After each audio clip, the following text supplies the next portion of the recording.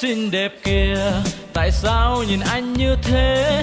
Em đang nhìn ai, hay là nhìn anh này anh kia? Ô kìa em, anh này em ơi. Này cô nàng đẹp xinh xinh, khúc khích sao cười một mình, thẹn thùng núp sau cánh cửa, nhìn trộm trai đẹp trai tơ.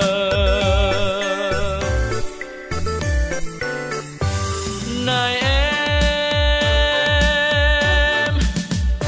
anh hy vọng em chưa có chồng, điệu cười em đó, cái duyên em đó, mong được bên anh. Ôi thích quá, ôi thương quá, ôi yêu quá.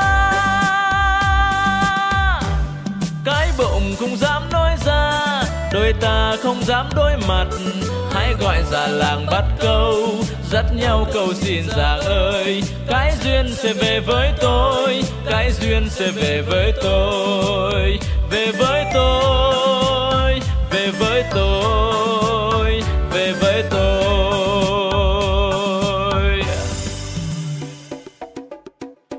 Ôi cô gái cho rai, ô kìa em ơi.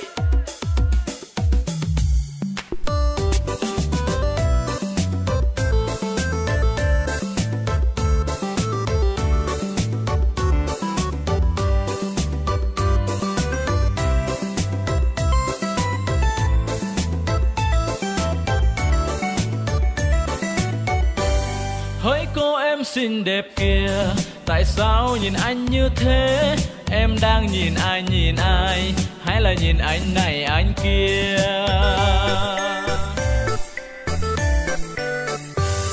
Này cô nàng đẹp xinh xinh, khúc khích sao cười một mình, thẹn thùng núp sau cánh cửa, nhìn trộm trai đẹp trai tơ.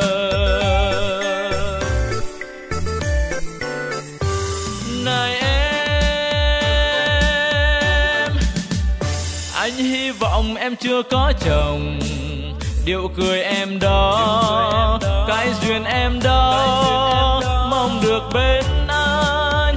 Ôi thích quá, ôi thương quá, ôi yêu quá. Cái bụng không dám nói ra, đôi ta không dám đối mặt, hãy gọi già làng bắt câu, dắt nhau cầu xin già ơi. Cái duyên sẽ về với tôi, cái duyên sẽ về với tôi, về với tôi, về với tôi, về với tôi. Này em, anh hy vọng em chưa có chồng, điệu cười em đó, cái duyên em đó, mong được bên anh. Ôi thích quá, ôi thương quá, ôi yêu quá. Cái bụng không dám nói ra, đôi ta không dám đối mặt, hãy gọi già làng bắt câu, dắt nhau cầu xin giàng ơi. Cái duyên sẽ về với tôi, cái duyên sẽ về với tôi, về với tôi.